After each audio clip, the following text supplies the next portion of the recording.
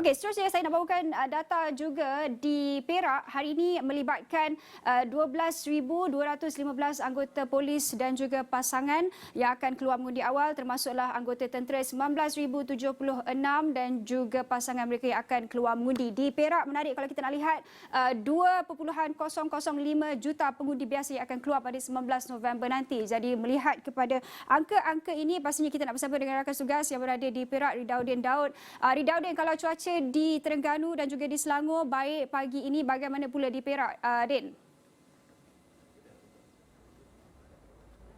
Baik, terima kasih Syazwani. Sebelum tu saya selap dulu perlu. Cuaca di Ipoh ni nampaknya memang sangat baik sebenarnya pada pagi ini. 7 pagi tadi saya sampai di sini di Balai Polis Pasir Putih ni. Bukan Pasir Putih di Kelantan tapi Pasir Putih di Ipoh. Kerana di Ipoh juga ada satu tempat bernama Pasir Putih. Orang Perak tahu di Ipoh ni. Kalau pagi tadi saya sampai sebenarnya jam 7, nampaknya keadaan sangat mendung. Hujan boleh dikatakan gerimis-gerimis. Namun waktu ini memang sudah matahari pun sudah naik. Memang cuaca di sini sudah pun agak panas. Di atas pun nampaknya matahari pun sudah nampak. Jadi inilah keadaannya di sini. Kalau pagi tadi nampak mendung yang membuatkan saya dan juga juru kamera Fahmi Azhar risau kerana takut kalau mungkin hujan lebat. Namun pada waktu ini nampaknya semua berjalan dengan sangat lancar, cuaca juga sangat baik. Sama juga dengan mood anggota polis yang berada di Balai Polis Pasir Putih ini, yang saya lihat sejak dari pagi tadi mereka kelihatan ceria. Ada yang sampai sejak jam 7.15 pagi lagi di sini.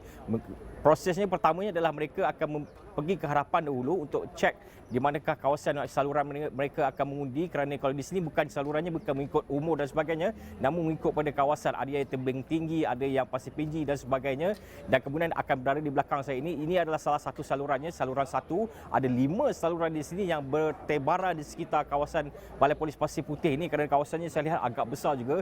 Walaupun saya belum boleh mendapatkan angka sebenar jumlah anggota yang akan mengundi awal pada hari ini, saya menjangkakan berdasarkan apa yang berlaku pada pagi ini, melihat kepada semakin ramai anggota datang, saya jangkakan mungkin ratusan akan membuang undi pada hari ini. Pada waktu ini juga setakat ini saya difahamkan sedang berlangsung sidang media melibatkan Ketua Polis Perak, Datuk Muhammad Yusri Hassan Basri, yang pastinya akan berkongsikan beberapa data terkini dan pastinya beberapa persediaan untuk menghadapi pilihan raya. Kerana kalau kita tahu apabila bermulanya pengundian awal, maka itu sebenarnya adalah petunjuk awal bahawa hari pengundian, hari penentuan sebenarnya sudah pun semakin menghampiri kita. Jadi itu mungkinlah apa yang akan ditanya oleh petugas-petugas media sebentar tadi. Ada di belakang sana sahaja sidang media itu, kita juga akan bawakan perkembangan dari semasa ke semasa. Namun boleh dikatakan hari ini boleh dikatakan semuanya berjalan dengan sangat lancar, cuacanya juga sangat baik. Kalau diikutkan sebenarnya berdasarkan sidang media polis sebelum ini, kalau diikutkan kepada jumlah anggota-anggota yang ditempatkan, seramai 7,963 anggota dan pegawai polis Perak terbabit sepanjang penugasan PRU15, iaitu 3,494 ketika hari penamaan calon. Tempoh berkempen 3,021, undi awal iaitu pada hari ini 1,105 anggota, dan pada hari mengundi nanti 7,133 anggota. Dan kalau kita lihat sebenarnya kawasan ini, kawasan di mana saya berdiri ini di Balai Polis Pasir Putih, ia berada di dalam kawasan Parlimen Ipoh Timur, di mana hari ini kalau kita lihat PRU15 ini ia melibatkan saingan 3 penjuru. Pertamanya membabitkan Nur Afzai Nizam Saleh daripada Perikatan Nasional, kemudian Eng Kai Cheong daripada Barisan Nasional yang saya sempat melihat kelibat beliau kalau tidak silap sebentar saja tadi, dan kemudian kita ada Howard Lee Chuan Hao daripada Pakatan Harapan. Dan kalau kita lihat sebenarnya kita imbas kembali pada PRU14, kawasan ini sebenarnya melibatkan 2 penjuru, iaitu Wong Kah Woh daripada Pakatan Harapan dan kemudian menentang Kathleen Wong, di mana Wong Kah Woh menang dengan majoriti yang agak besar, iaitu sebanyak 42,797 undi apabila beliau mendapat 56,519 undi, dan lawannya Kathleen Wong hanya mendapat 13,722 undi. Kali ini ada 3 penjuru, sudah pasti jumlahnya akan berubah, namun majoriti yang besar juga mungkin dijangka akan dicapai di sini, kerana Howard Lee bukanlah seorang nama baru. Beliau adalah antara otai di Perak ini. Jadi sudah pasti persaingan di Ipoh Timur ini secara keseluruhannya pasti akan membawakan satu naratif yang menarik, satu perkembangan yang saya fikirkan mungkin membuatkan ramai yang tertarik untuk tahu apakah yang bakal berlaku di Ipoh Timur ini, dan pastinya apa yang berlaku di Perak secara keseluruhannya, Syazwani.